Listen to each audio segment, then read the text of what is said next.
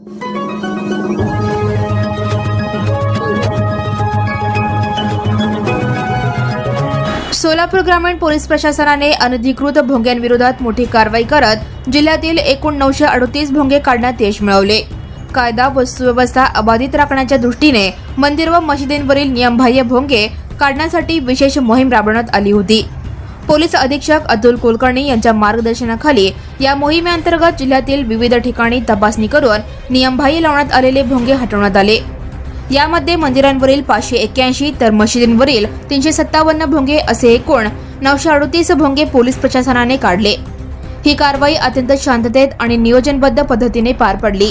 विशेष म्हणजे या कारवाई दरम्यान कोणताही अनुचित प्रकार घडला नाही.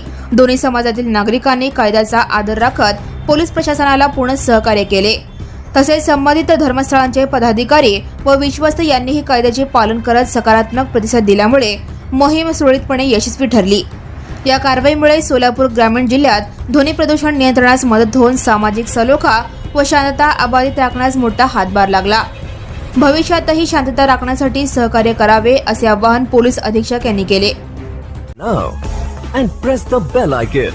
Never miss a